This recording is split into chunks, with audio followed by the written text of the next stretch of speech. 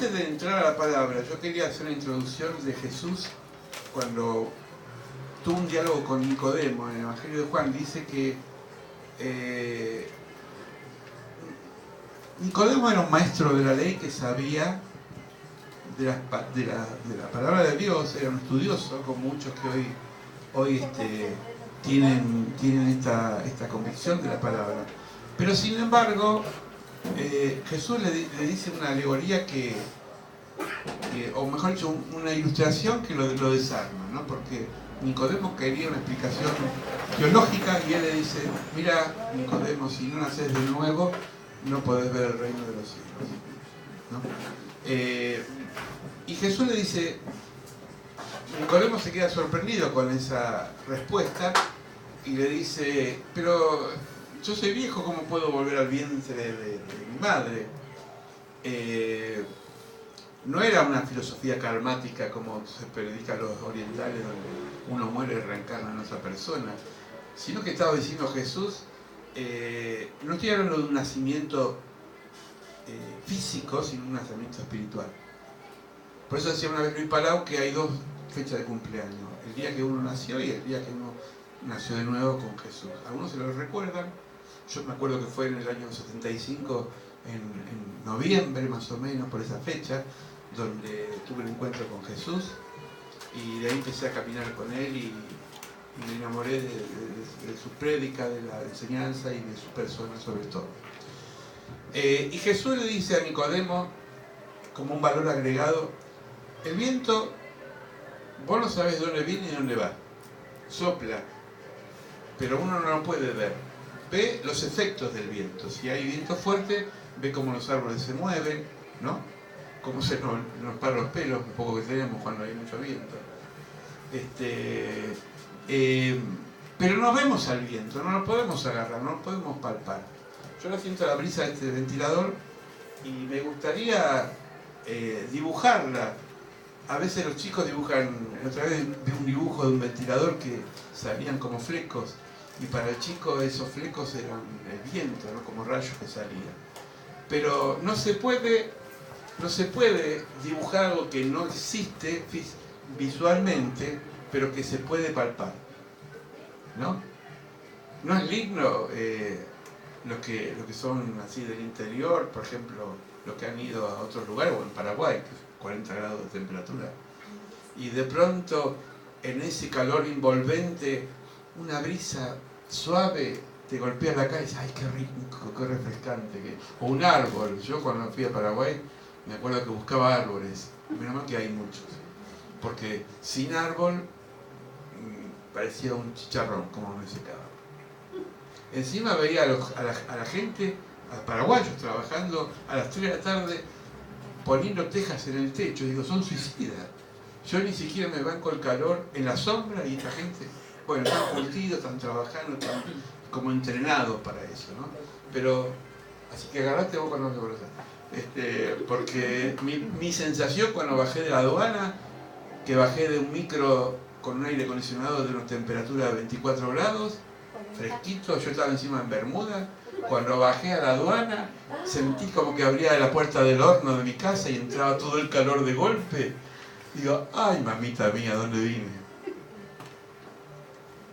Bueno, ese es el calor, pero como contrapartida, ese calor es realmente refrescante cuando uno encuentra una brisa, algo fresco.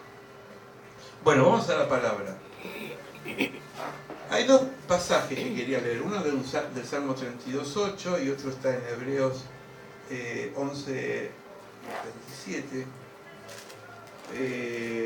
No, perdón, 1:27, no veo bien. Pero son dos pasajes que para mí son disparadores para lo que quiero hablar. Dice: te haré entender y te enseñaré el camino en que debes andar, sobre ti fijaré mis ojos. Esto es una promesa de parte de Dios en este salmo, donde dice que Dios tiene fijado sobre nosotros, ¿qué cosa? Sus ojos, ¿no? Hay una canción de Marco Witt que dice: sus ojos revelan que yo nada puedo esconder, ¿no? Inspirado en otro salmo que dice: ¿dónde huiré de tu espíritu? ¿No? Yo, donde yo voy, Dios sabe que yo puedo. No me puedo esconder, pero sobre todo tiene fijado los ojos en qué. En mí, ¿por qué? Porque me protege, me cuida, me ampara, me da cobijo, etcétera, etcétera. Dios es así.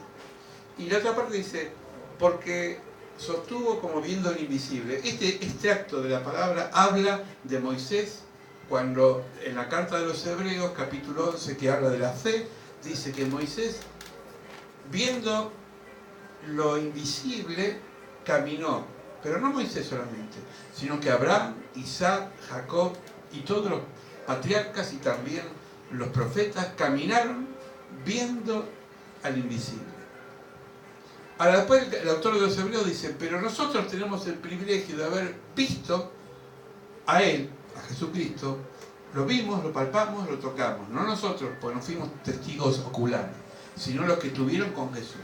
Es decir, Dios se encarnó en Jesús, se hizo hombre Dios. Por eso nosotros creemos en la Trinidad, Padre, Hijo y Espíritu Santo. Y Dios, hecho hombre, se encarnó, adoptado por María y José, pero se encarnó en la realidad y empezó a verse por él lo que era el perfil de Dios. Por eso él dijo, nadie conoce al Padre como yo lo conozco. Cuando Jesús dice, yo soy el camino, la verdad y la vida, un día yo estaba hablando con una persona de otra religión y me decía, pero ¿por qué? ¿No es soberbio decir eso, que yo soy el camino, la verdad y la vida y nadie va al Padre sino por mí? Yo le dije, mirá, depende cómo lo interpretes. Si vos lo interpretás como que el único que tiene autoridad de hablar de cómo es Dios es el Hijo, yo lo interpretaría por ese sentido. Porque él dice, nadie ha conocido al Padre sino el Hijo. Entonces no es que es mayor que Buda, mayor que Mahoma por el hecho de ser caprichoso y decir yo soy el mejor y el resto que se embrome. Sino que Jesús está diciendo, nadie ha tenido una experiencia con el Padre sino el Hijo. Por eso él dice, antes de Abraham, yo soy. Eso fue tremendo. Porque es decir, antes de que Abraham existiera, yo ya conocía cómo era mi Padre.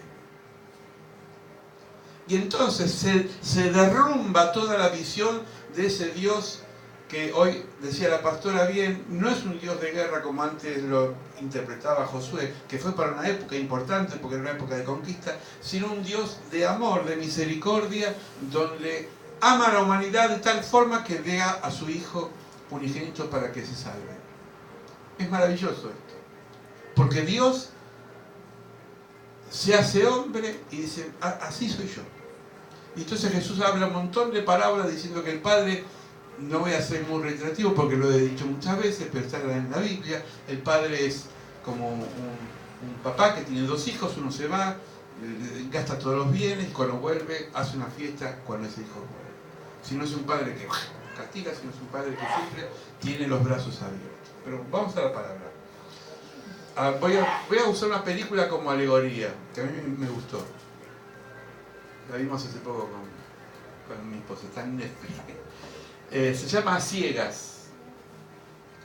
Esta película, el que no la vio la puede ver, me gustó por la alegoría y voy a explicar. La película Ciega, la mamá le dice a sus hijos que no salgan fuera de su casa si no tienen vendados los ojos.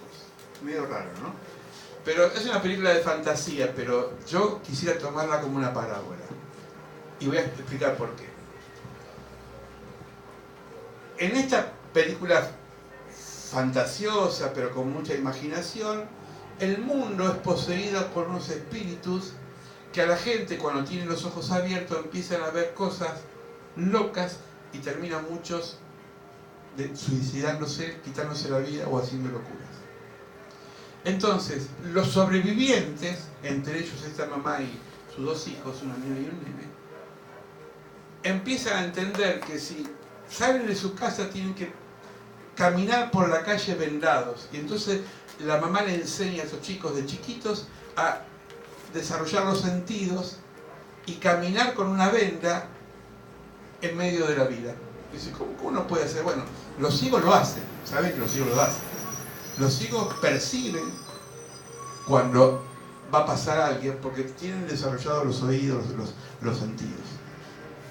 Perciben. Entonces esta mamá lo que hace es preservar y cuidar a sus hijos. Y lo interesante es que en ningún momento le dice, en ningún momento se saque la venda. Yo de este lado donde dice, puse 3 puntos. El mundo está contaminado, vamos a ser honestos. El mundo está contaminado. Hay lugares y escenarios que no nos ayuda a mirarlo. No sé si a ustedes les ha pasado, pero a veces hay situaciones que nos ponen más violentos porque nos saca. Ahora voy a desarrollarlo.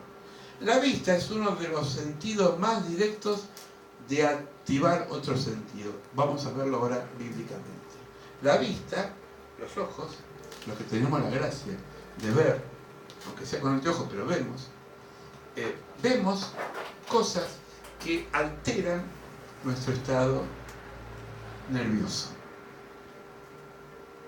Dice el Evangelio, esto lo dijo Jesús, 6, 22, 23, miren los ojos de este nene o nena, no sé lo que es. La lámpara del cuerpo es el ojo, así que si tu ojo es bueno, todo tu cuerpo está lleno de luz. Pero si tu ojo es maligno, todo tu cuerpo estará en tinieblas. Así que si la luz que hay en ti hay tinieblas, ¿cuánto no será la misma tiniebla? Es decir, uno lo que ve es lo que percibe. Por eso hay gente que mira con desconfianza, siempre está midiendo las cosas, ¿no? Hay gente, vieron, que hasta con la mirada te das cuenta que no es una mirada franca. Por eso siempre le digo, nada puede suplantar el celular esto, si no es el diálogo, porque en la mirada vos sabés lo que te está diciendo, sabés cuándo te miente, sabés cuándo, ¿no? Vieron que a los chicos cuando meten la pata mira para abajo porque no saben que... Bueno, hay grandes que también son chicos, ¿no? Así que no dicen la verdad. Tus ojos muestran lo que hay en ti, lo que estamos en los ojos. Esto lo dijo Jesús. ¿Por qué hay que cuidar la lámpara del cuerpo? Hay algunos puntitos que quería tocar. Primero, es fundamental ya que por ella tomamos decisiones, ¿no?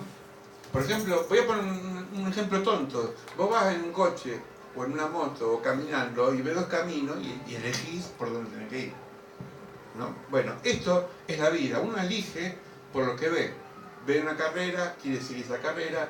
Ve una novia, una chica, ¿no? Es decir, uno por lo que ve quiere empezar a hacer algo. Ve un negocio y dice, ay, qué lindo este negocio, me gustaría hacerlo.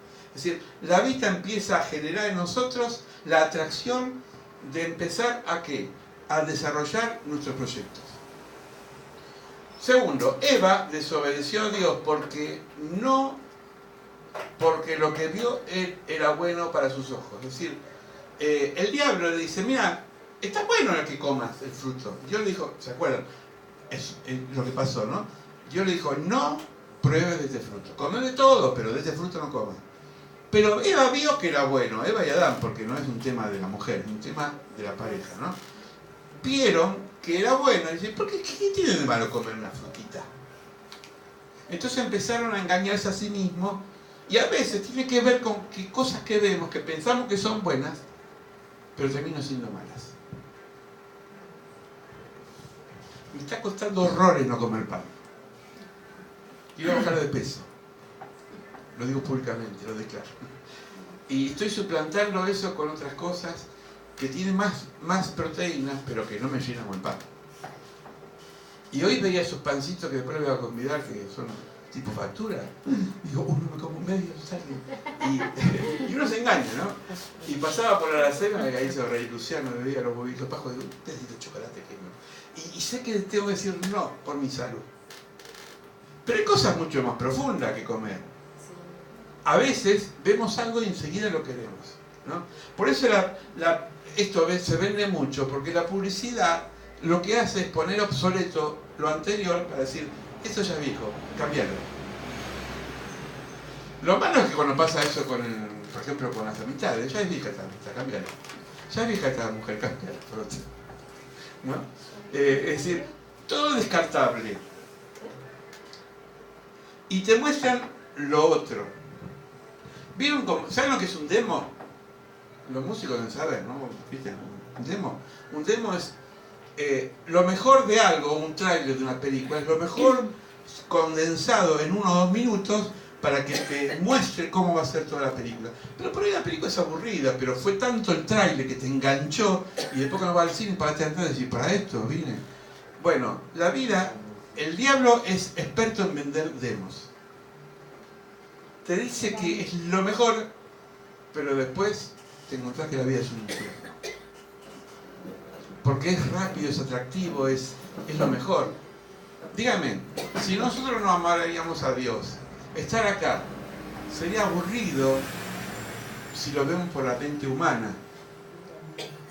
Siempre lo mismo, el jueves y el domingo, pero el espíritu empieza a romper ese cascarón que tenemos del viejo hombre o la vieja mujer, la vieja naturaleza, y empieza a fluir. Por eso es bueno la alabanza antes de la palabra, porque empieza a fluir cosas que estaban duras en nosotros, que empiezan a ablandar.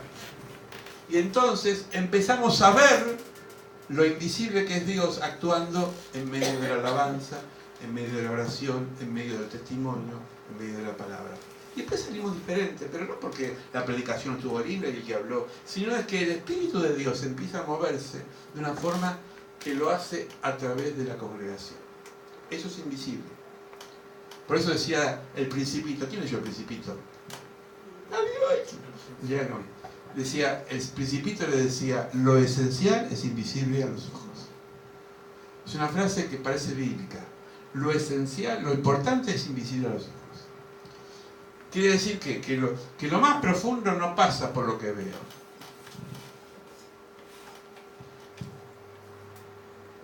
Segundo, tercero, Lot se fue a vivir a Sodoma porque vio que era rentable. ¿Se acuerdan la historia? Había conflicto entre la gente de Lot y la gente de Abraham, los peones. Se peleaban por los pozos. Entonces Abraham fue práctico. Yo le llamo resolución salomónica. Fue práctico. Dijo Lot, no es bueno que estemos juntos, no porque yo no te quiera como sobrino, pero tu gente con la mía se sacan chispas. A veces es bueno la familia separar un poco las cosas, ¿no? Ustedes por allá y esto por allá. No es porque nos queramos la familia, pero con los manejos mejor. Y entonces, de pronto, le dice a Lot, bueno, yo no quiero ser egoísta, soy más viejo, tengo más experiencia, pero vos que sos joven, tenés todo el mundo por delante, elegí lo mejor. Y dice que Lot, cuando subió y vio una tierra hermosa, que había pastos y llanura, que era Sodoma y Gomorra, precisamente, dice, esa es para mí, tío. Y dice, vos elegiste eso. Ahora, lo que eligió Lot era lo peor, porque no sabía lo que estaba dentro. El demo, el externo estaba bárbaro, pero cuando se metió en esa ciudad, vio que había una corrupción, había de todo, y entonces, como sonso, porque somos ovejas, somos sonsos. Entonces fuimos al río un rato con mi esposa ahí, y había gente pescando. Y uno que estaba pescando dijo algo, che, vos sos sonso como la oveja. Me dijo, este es evangélico. Porque el que sabe de lo que es una oveja, no ustedes, sino el animal, me refiero. El animal es un animal que tiene el agua adelante y no la toma porque no la ve. Es decir, necesita que el pastor la empuje para que tome del agua, ¿sí? Entonces, la elección de Lot, aparentemente por vista, fue buena, pero espiritualmente fue mala.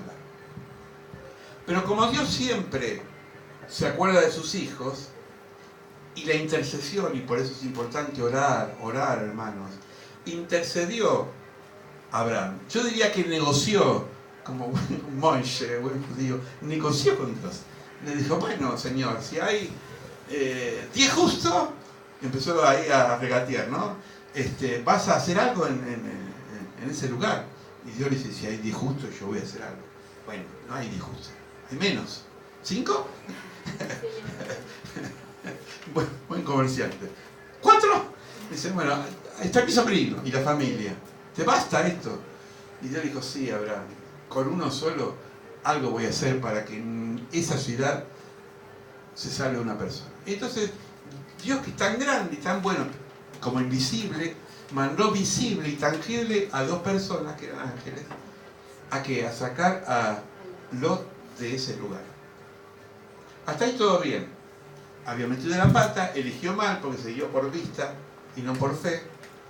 Y encima, la curiosidad ¿Hay un curioso acá? La curiosidad no es tan buena. Mira que hay gente que recibe la postal, una carta sellada de alguien y dice, voy a leer a ver qué es. No porque en el fondo por bien de él, ¿no? Y está mal. O uno va y dice, ay, yo conozco parejas que se pelean y dicen, ay, tuve bien el celular de mi esposo, justo en un WhatsApp, ¿quién es esta? Viene como la propaganda de Galicia, de que la chica habla, o el muchacho habla con... ¿No vino la propaganda? Sí. Ah, bueno, viste que está hablando con un chivo, después me van a pagar Galicia. Es una pareja y está el muchacho hablando con una secretaria virtual y dice, ¿quién es esta? Y entonces le dice, no, es una secretaria virtual, yo no la conozco.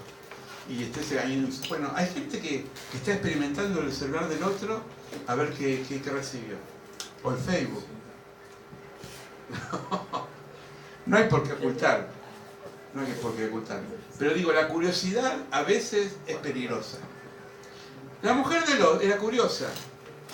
Los ángeles le dijeron, denle para adelante. No miren para atrás. Porque atrás está la corrupción. Atrás está el pecado.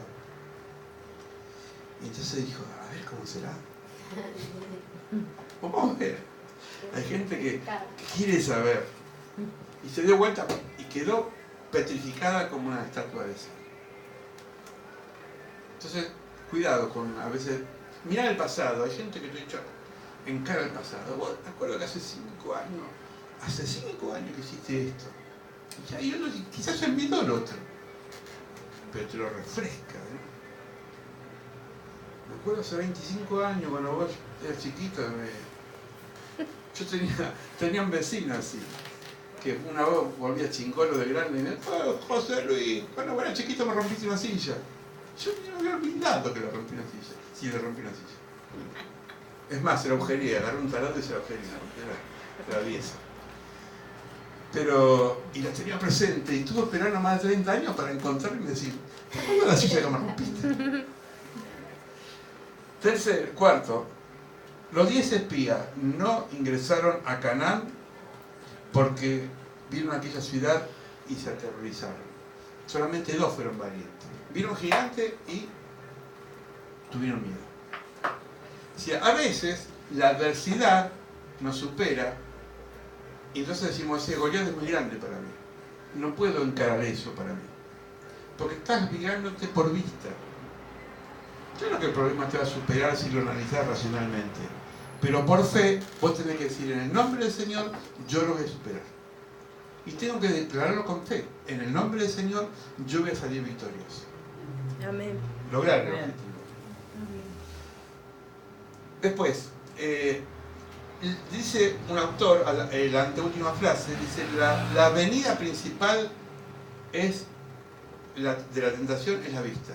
Es una avenida que transita un montón de cosas. Por eso, cuidado con lo que vemos. Hay que caminar como la película, a veces vendado, y no meternos a ver cosas que nos pueden hacer mal. Mateo dice, cuida tu vista, y lo malo, dice Jesús, si es algo malo, arrancalo. No lo tomemos literalmente, porque Jesús dice, si tu ojo se ocasiona el pecado, arrancalo. Imagínate, digamos, todos ciegos, ¿no? Hubo un caso de uno que se arrancó un ojo, siempre hay un loco, pero no. Quiere decir que no mires algo que te va a hacer mal. Hace poco conté un testimonio de acá de un alcohólico, un exalcohólico que fue recuperado en una iglesia, recibió Dios la liberación de la adicción al alcoholismo, y el pastor le decía, cuando vengas a la iglesia, aunque tengas que dar vuelta 3 manzanas, no pase, aunque es más directo, venir de tu casa, da la vuelta, pero no pase por el bar. ¿Se acuerdan? Yo lo conté, pero lo voy a contar de vuelta. Y él me dice, no voy a pasar, le voy a hacer caso al principio. Entonces daba la vuelta. ¿Y qué dice? ¿Qué va a pasar? Pasó por el bar. Y va a la iglesia, pero pasó por el bar. Y él tenía esa enfermedad tan fuerte que es la adicción al alcohol. Cuando pasó por el bar, se detuvo en la vidriera y dijo, está Juan ahí. Y le saludó nada más, pero él ya se iba a la iglesia. Y Juan le dice, vení cacho, vení, te quiero mostrar algo. Pero tengo que ir, ven un ratito, si el pastor no se va a hacer nada. Entró y dice, vamos a brindar, ¿sabés que me va bien en el trabajo? No sé, porque vos sabés que yo estoy saliendo de una crisis, pero un poquito Bueno, se la hago corta, se mandó 1 litro. Y de bebida blanca, no de cerveza. Llegó a la iglesia y dice, pastor, Dios lo bendiga. Pastor dice, Juan, buscaste el atajo, desobedeciste. Le costó horrores recuperar de vuelta ese estado que él estaba viviendo, por guiarse por vista. Entonces, si hay algo que nos hace mal, tenemos que evitarlo. Miren esta cara. ¿Qué cosas? Yo puse algunos puntos, puse 4, ustedes pueden agregarle más, puse 3. ¿Qué cosas nos sacan cuando vemos? Por ejemplo, gente discutiendo. Yo tenía 16, 17 años, todavía no había entrado de mayor de edad, no era 18, y mi papá me autorizó salir con mis amigos de ahí de la cuadra, porque en esa época había que pedirle permiso al viejo, a ir al cine. No era los shopping, era el cine del barrio, donde voy a ver una película, y después salía y al lado de la pizzería donde comía unas pizzas. Y fuimos a ver una película, no me acuerdo cuál era, una cómica. Y entonces se hicieron como a las 12 de la noche, para nosotros era las 12 de la noche. Y fuimos a la pizzería. Y entonces veníamos caminando por la calle 9 de Julio, allá de Lanús, y se los cuento porque lo viví. Y a una cuadra veo que había un muchacho, bajan del auto, 2 o 3, y le dan una trompada, le dan tanto, lo desfiguran, y nosotros corrimos para a ver si podemos hacer algo, y los del auto se fueron. Cuando yo vi esa cara toda, yo no pude evitar eso, no es que algo que lo busqué, se apareció en el camino, una escena que no estaba dentro de mi presupuesto, pero había un acto de violencia. ¿Saben lo que me costó esa noche dormir? Tenía ganas de agarrarlo yo, me sentía súper, amigo, si yo tendría superpoderes, ahora agarro el auto y se lo doy vuelta como una cucaracha, decía. Los voy a aplastar. Quería ser policía en ese momento y digo, los voy a matar a balazo. ¿Por qué estaba tan desbordado? Porque entró por los ojos un acto de violencia tan fuerte que la impotencia me llevó a ser yo agresivo. Y me di cuenta que si en ese momento no tenía la contención de mi familia, todavía no conocía al Señor, yo hubiese dicho lo mismo. Hubiese agarrado a trompada a los que le habían pegado. Es decir, la violencia no está afuera, está dentro y es desatada porque hay otras violencias que nos desatan. Otro punto. Esto es más sutil. Aquellos que tienen la posibilidad de mejorar y no aprovechan la oportunidad. A veces, uno porque lo ha pasado, pero ve jóvenes que tienen todo por delante, tienen la posibilidad de terminar sus estudios, no lo hacen. Están al cohete como timbre bóveda porque no hacen nada. Y sin embargo, uno dice, pero me agarra impotencia y yo tengo que hacer un montón de esfuerzo, ¿no? Esa violencia no es tan agresiva como la otra, pero de alguna forma toca las fibras. Porque vivimos en una sociedad, lamentablemente, donde muchos jóvenes, y no tan jóvenes, viven en un estado de desidia. ¿Saben lo que es la desidia? Que no les importa nada.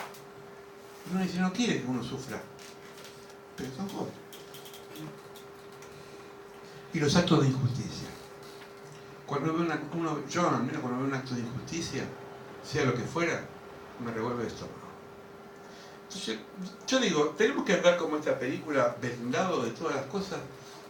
No siempre, pero al menos tenemos que ser inteligentes. Por eso dice Proverbios que el hombre sabio es aquella persona que es el avisado que ve el mal y lo prevé. En cambio, el simple todo lo cree. El simple es la persona que se mete donde no lo llama, que por curioso va a ver cosas que no tienen que ver. Chocaron y voy a ver. ¿Vieron qué moroso que la gente, el otro día en el tren agarró a una persona y todo el mundo quería ver el cadáver que sacaba los bomberos? Y digo, ¡estás loco! Pero somos así. Los noticieros que más venden son los que te repiten todo el día, que entraron en un supermercado de chino y mataron a uno y la gente le gusta ver eso. ¿Para qué? ¿Para qué? La mente ensuciar la vista. Entonces tenemos que ser lo suficientemente maduros para decir, esto a mí me hace mal. No lo tengo que mirar. No lo tengo que mirar. Porque esto afecta a todo el sistema nervioso. Este es muy conocido, ¿no? El optimista y el pesimista. El optimista ve el vaso medio lleno, el pesimista ve el vacío medio vacío. Vieron que hay gente que dice, pues voy a empezar esta carrera, voy a empezar esta época. Y nunca te dan aliento, siempre te pinchan el globo, ¿no? Ahora, quiero aclarar, lo puse acá. Ser optimista no es tener fe solamente. La fe es mucho más profunda. La fe es tener confianza en Dios, que Él va a tratar de hacer lo que yo posiblemente no lo pueda hacer. Es mucho, porque hay mucha gente positiva. Se predica hoy el positivismo. Hay libros en la góndola de Carrefour que dicen, sé positivo, mira todo positivo. Pero eso es limitado. En cambio, Dios es ilimitado. Porque lo que Dios puede hacer es mucho más grande que nuestro entendimiento. La fe es la certeza de lo que se espera y es la convicción de lo que no se ve, lo invisible. Y aquí voy a terminar con esto. ¿Qué es la fe?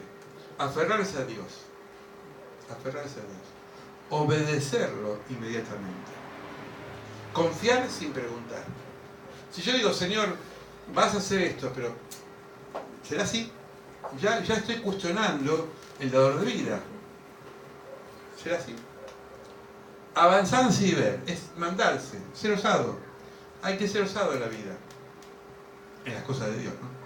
Creer sin explicación. Nunca vamos a hacerle entender a la gente que nos rodea lo que es la fe. Porque dice la palabra que el hombre natural no entiende las cosas del Espíritu. El otro día una persona le quería hacer entender, y después me di cuenta que tuve que cerrar el pico, que no le puedo explicar lo que hace Dios si él no lo experimentó. Porque el que experimenta la fe en Dios sabe lo que es el mundo espiritual. Pero la gente que no conoce a Dios, que no ha experimentado, es locura. Es locura. La certeza de lo que se espera, la convicción de lo que no se ve.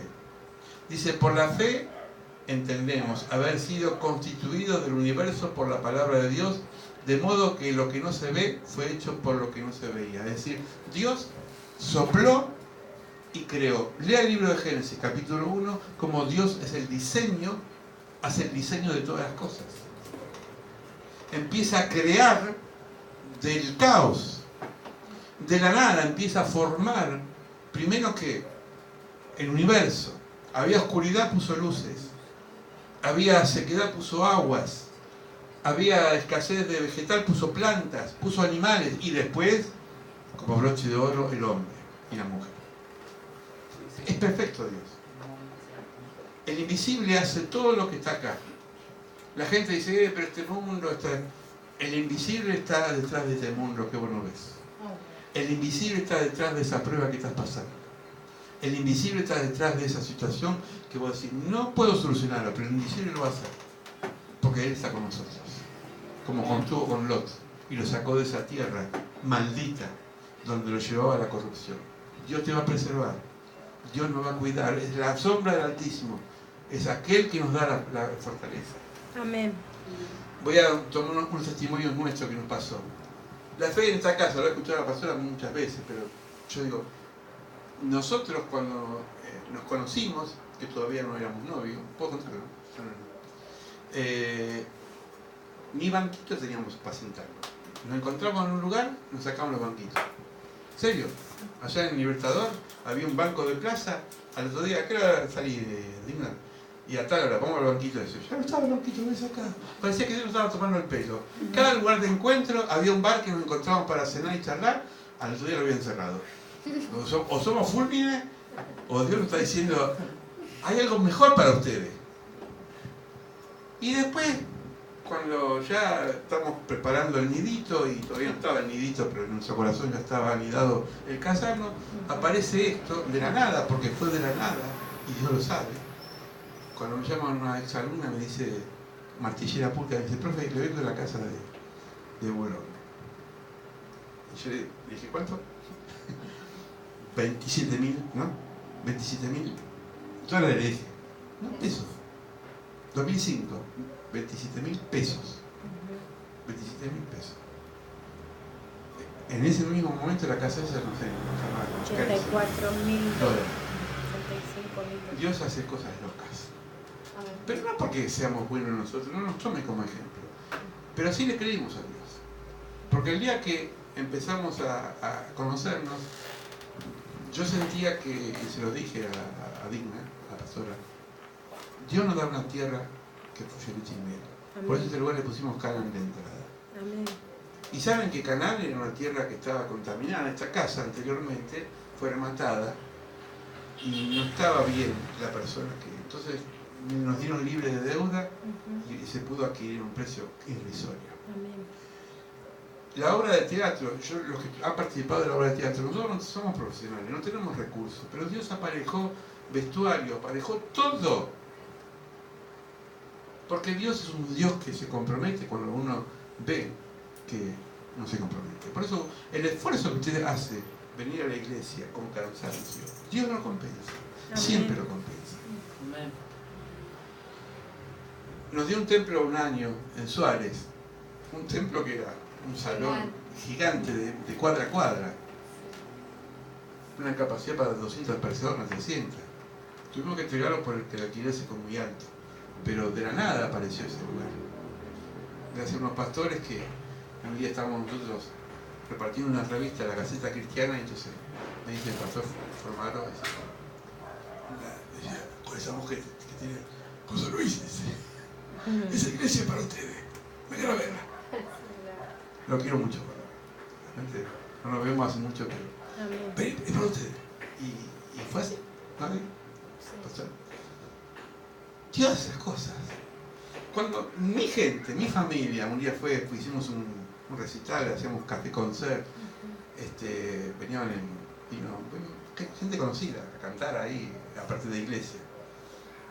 Me dice alguien de mi familia que no tiene ojos espirituales, ¿qué tarro que tenés vos? Me dice. No es tarro, no es suerte, es Dios.